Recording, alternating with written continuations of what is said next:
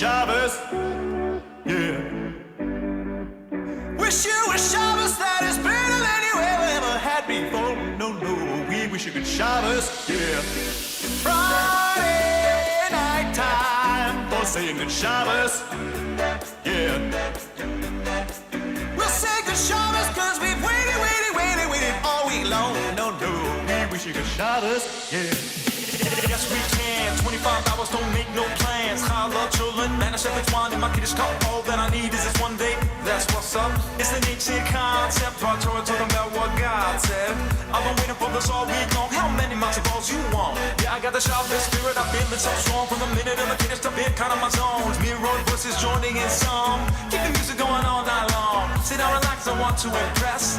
Life's hard and time to de-stress. Thank God for my weekly refresh. Man, I love me some Shabbos Kodesh. Oh, it's time for saying good Shabbos, yeah. Wish you a Shabbos that is better than you ever had before. No, we wish you good Shabbos, yeah. Friday night time for saying good Shabbos, yeah. We'll say good Shabbos cause we've waited all week long. No, we wish you good Shabbos, Shabbos, Shabbos, Shabbos,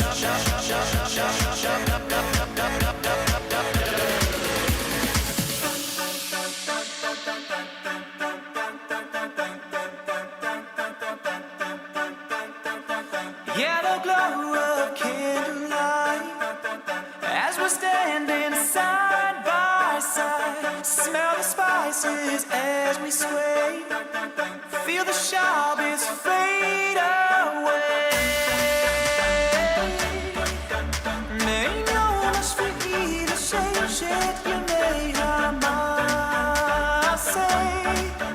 And we'll say Shuvu.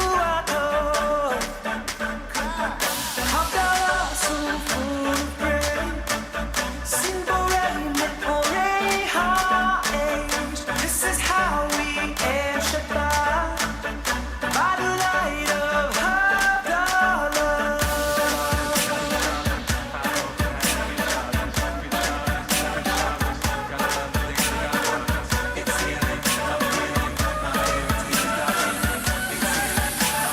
Shabbos gives me such a good feeling. Oh, you had a good Shabbos, yeah. You had a Shabbos that is better than you ever had before. No, you had a good Shabbos, yeah. Oh, you had a good Shabbos, yeah. And now we're wishing you Shuvu, Shuvu, Abu, no, Shuvu, yeah.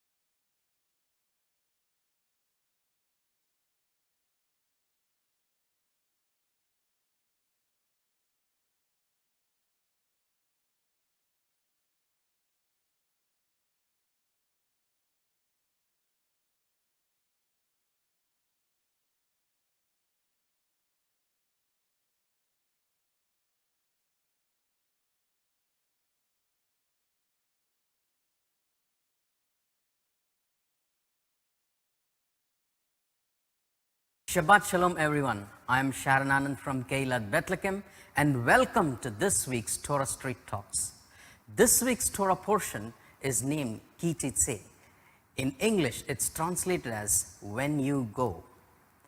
The Parsha sets out a series of miscellaneous laws, mostly governing civil and domestic life, including ordinances regarding a beautiful captive of war, inheritance among the sons of two wives, a wayward son, the corpse of an executed person, found property and coming of distress, and also laws regarding construction, rooftops and safety, prohibited mixtures, sexual offenses, membership in the congregation, camp hygiene, especially the war camp, runaway slaves, prostitution, interest, vows, gleaning, kidnapping, repossessing, and prompt payments of wages, and various other laws concerning the community life of Israel.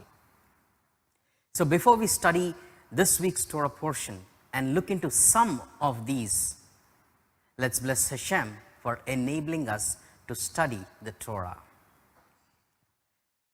Baruch atah Adonai Eloheinu melech haolam asher kitshanu b'mitzvotav v'tzivanu la'asok b'devrei Torah.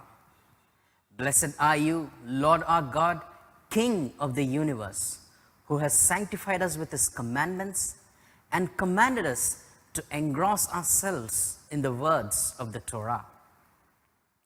It is now time for a quick roundup of this week's Torah portion.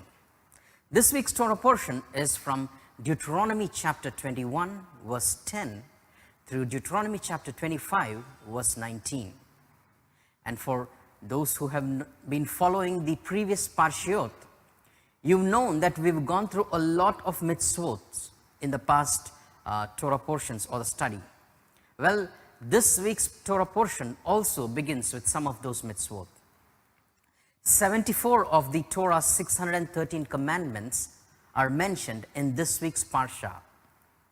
These include loss of a beautiful captive as a prize in war, the inheritance rights of firstborn, the wayward and a rebellious son and how to deal about his character, burial and dignity of a dead person, returning a lost object of your brother, sending away the mother bird before taking her young, and the duty to erect a safe fence around the roof of one's home, and the various forms of forbidden mixtures of plants and animals.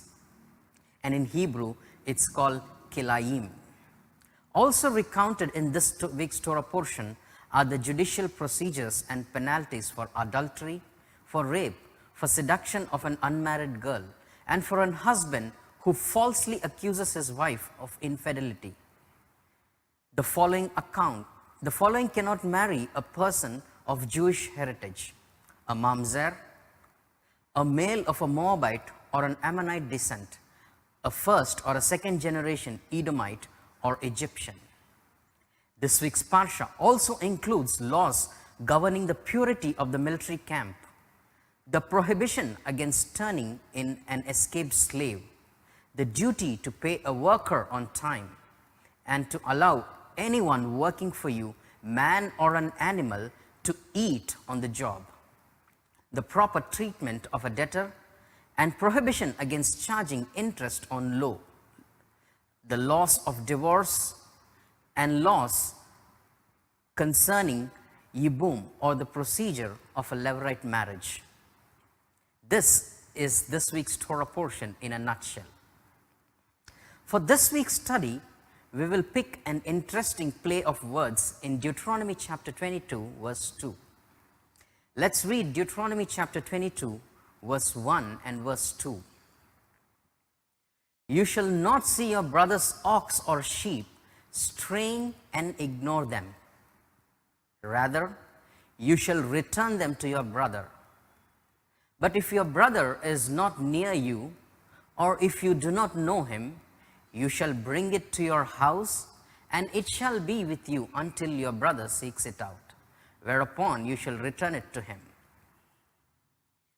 I am not sure if you found the interesting play of words here, but if we look at verse 2, let me read that again for you.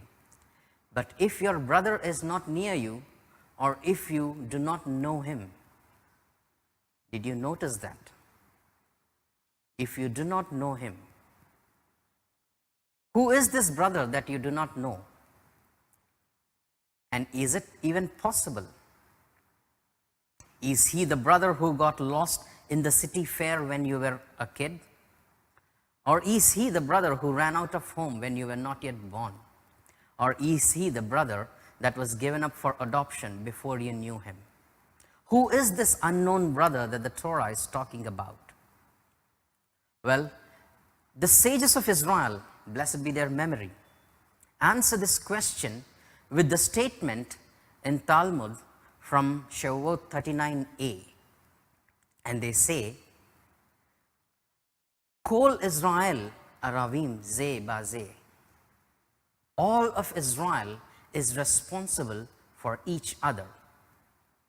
And how is this connected to the unknown brother in this week's Torah portion?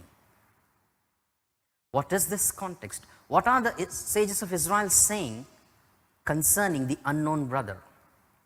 While the context of Shuvu 39a is different, which we will discuss later, the idea that if you are a part of the household of Israel, then everyone in the household of Israel is your brother.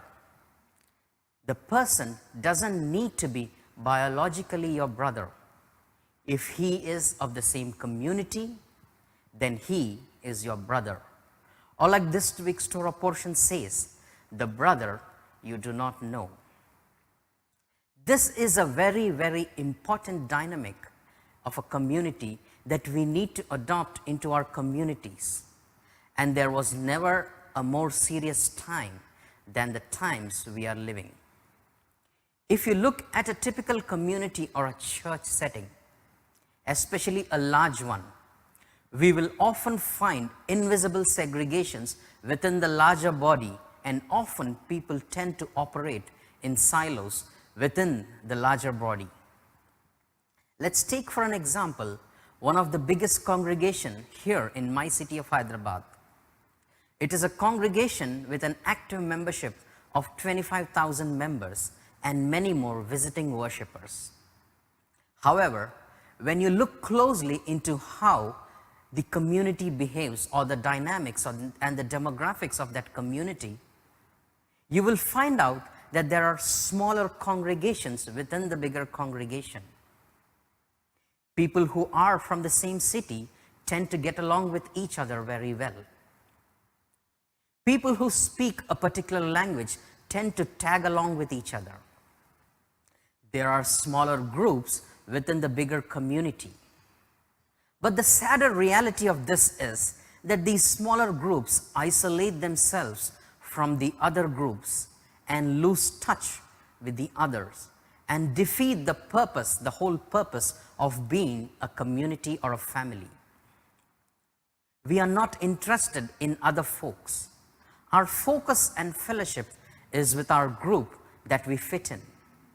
While anyone who is not part of my group, even though he is part of the bigger community or the same community that we call ourselves, he is not my business because he is not part of my smaller group or my closer circle. This is completely a defeat of the whole purpose of what the Bible calls a community or a Kehilat. Yes, they are part of the same church.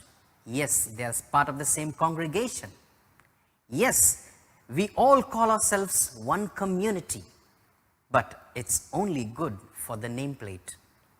The oneness does not permeate between the smaller groups of the larger community. But the definition of a community for the house of Israel is very different. Yes, we will find many groups within the house of Israel. We have the practicing Jew and the secular one. We have the ultra-Orthodox and the modern Reformed. And we have the Hasidim. We have the Ashkenazi. We have the Sephardi. Yet, everyone is a brother to each other. That is how the house of Israel defines a community.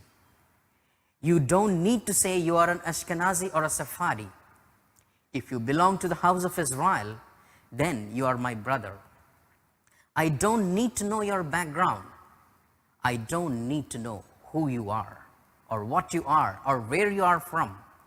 If you belong to the same community, then we are brothers and I am responsible for you.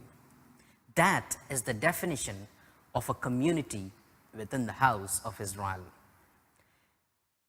With the developments around the world and with what's happening in Africa, in Middle East, And more importantly, in Afghanistan, it has become even more necessary for us to revisit and redefine our communities.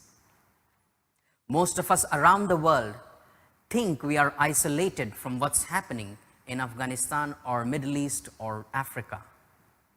But it will not be too late, or rather, it will be very soon when the same problem knocks at our door. Because the enemy is not demographic, the enemy is spiritual, and he is all over the place. The enemy will soon knock at our door. If you belong to the Messiah, then you are my brother and I am responsible for you. That should be our definition of a community in these times and seasons. Let me say that again. If you belong to the Messiah, then you are my brother and I am responsible for you. That should be our definition of the community in these times and seasons. Oftentimes, our biological family and siblings trump over our family or a spiritual family that Hashem has placed us in. It often becomes a matter of conflict and sometimes leads to a difficult situation when we have to choose one over the other. The truth of the matter is, 90% of the times, the biological family is favored over the spiritual one. Don't misquote me. I am not trying to divide families, nor I am trying to separate you from your loved ones. All I am trying to do is define the community. I am not asking you to deny your family, but I am defining what a community is. You would ask me the question then, is not the biological family also given by Hashem? Yes, absolutely. There is no denying of the fact that we have responsibility towards our biological family. Some of the mitzvot mentioned in this week's Parsha are specifically directed towards our biological family. So don't get me wrong, nor don't read the text incorrectly. There is no denying of our biological family. But the begging question today is about the brother who you do not know, the unknown brother. That is the question in this week's Torah portion. Will you take the responsibility of another person in the community? It doesn't matter whether you know him or not, whether you like him or not. If he's a part of your community, will you take his responsibility? He doesn't need to be a part of your biological family. If you know he is a part of your community, if you know that you both worship Hashem in the same community, are you ready to take the responsibility? Are you ready to call him your brother? Are you ready to fulfill your responsibility towards the unknown brother? The Torah is very, very clear on this. It is not about your physical family, but it is about the house of Israel. That is the definition of a family within the house of Israel. Let's look at what our Master himself said. Matthew chapter 12, verse 46 through verse 50. Matthew chapter 12, verse 46 through verse 50. He was still speaking to the crowd when his mother and brothers appeared outside asking to talk with him. Someone told him, "Your mother and brothers are standing outside, asking to talk with you." But to the one who had informed him, he replied to him, "Who is my mother? Who is my brother?" And pointing to his Talmidim, he said, "Look, here are my mother and my brothers." And Yeshua closes it by saying, "Whoever does what my Father in heaven wants, that person is my brother and sister and mother." Let's read that again. Matthew chapter 12, verse 46 and verse 50. Yes, this might be very difficult for some of you, but this is the need of the hour. This might be a very controversial thing for some of you, but this is the truth and it needs to be spoken in this time. Starting at verse 46, he was still speaking to the crowd when his mother and brothers appeared outside, asking to talk with him. Someone told him, "Your mother and brothers are standing outside, asking to talk with you." But to the one who had informed him, he replied, "Who is my mother? Who are my brothers?" And pointing to his Talmudim, he said, "Look, here are my mother and my brothers. Whoever does what my Father in heaven wants, that person is my brother and sister and mother." We might have been those who have sung the songs, "Yeshua, my brother." But here is what Yeshua's definition of what that would mean. Whoever does the will of the Father in heaven is Yeshua's father, Yeshua's brother, mother, and sister. This is the definition of, this is Yeshua's definition of what a family is. This is what our master, our rabbi, considered to be family, the one who does the will of the Father in heaven. Now, I might be accused of trying to break family ties and bondings and relationship. No, I am not. Then what shall we do with our father and mother, brother and sister, who are not part of the community? Leave them? My answer would be, that's a wrong question.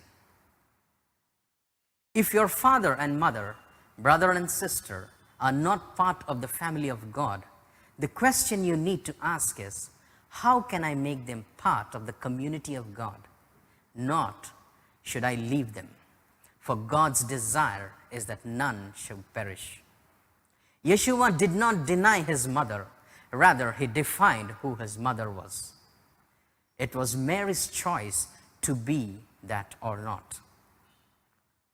Oftentimes, when we come to sensitive issues, we tend to weigh on the negative side. We tend to see the negative part of the commandment rather than seeing the positive part. Why do we do that? Why does human nature default to negative things when it comes to the things of God? Well, the answer is simple. The positive part of the mitzvah requires work, hard labor, and we are too lazy to do work. To do the positive part of the mitzvah, we need labor of love. We need to invest. We need to invest time, invest money, invest resources. And we are drained physically, mentally, emotionally, spiritually. So we always take the easier path of defaulting to the negative side of the mitzvah. Let me put that into the context of what we are speaking today. My family, personally, even though they are Christians, are not part of the community of God. Now, I have three choices before me, or rather three options. I can quote Yeshua from Matthew 12 saying, "Who is my mother? Who is my brother?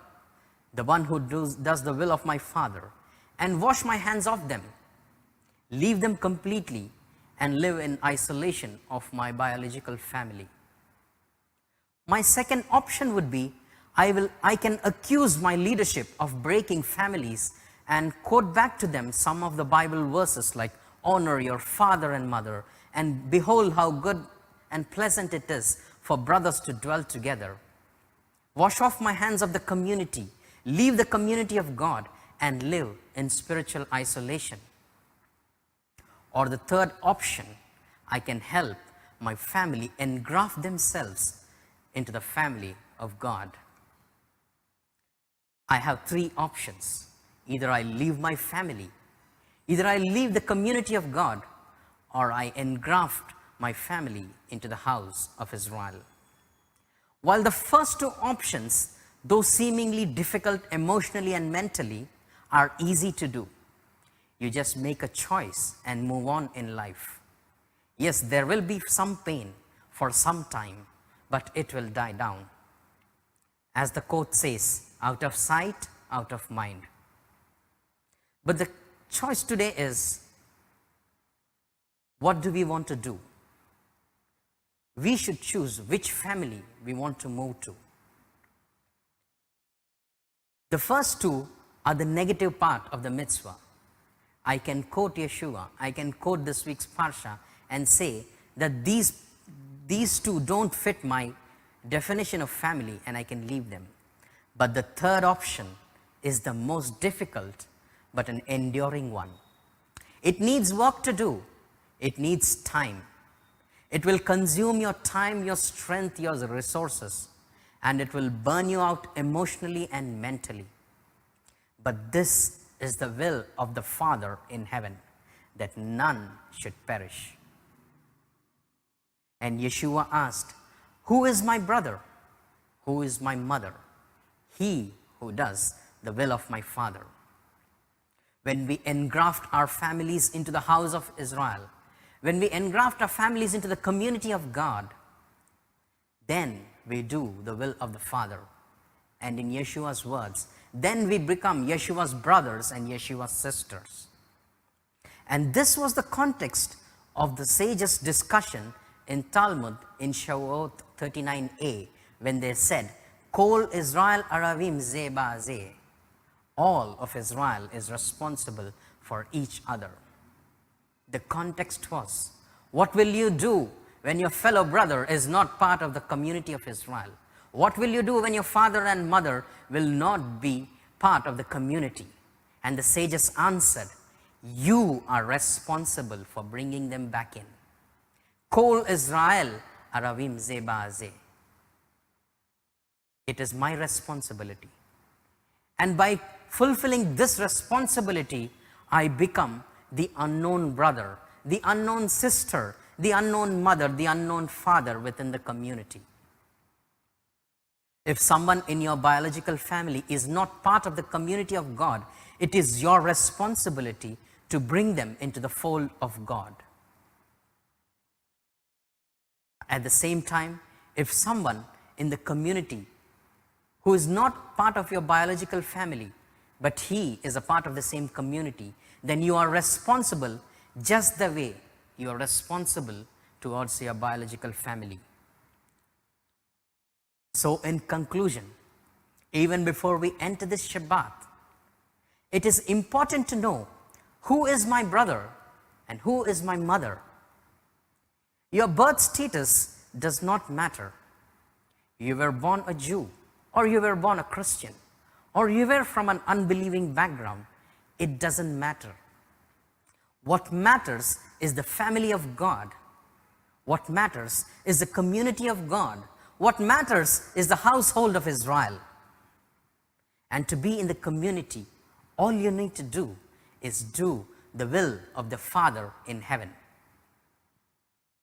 Even before we enter the Shabbat, let us resolve and make a choice. Which family do we want to belong to? And which family do we want to be responsible for? Which family do we want to take responsibility?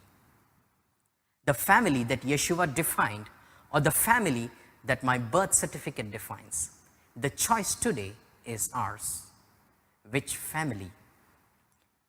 We are living in dangerous times. I want to repeat that.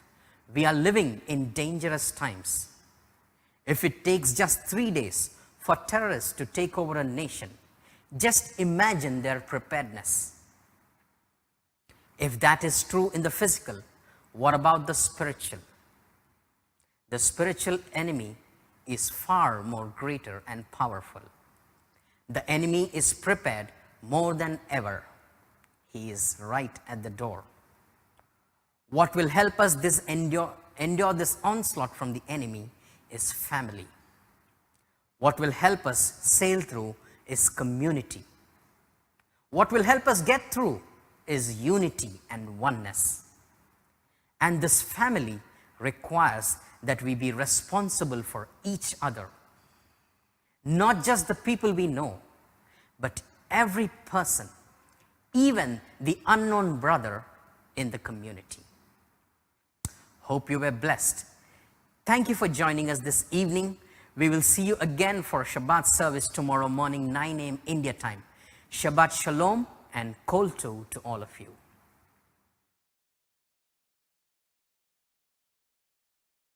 When the sun has set on a Friday night, bringing peace into your home, families will gather all around singing Shabbat Shalom. Everybody sing Shalom, Shalom.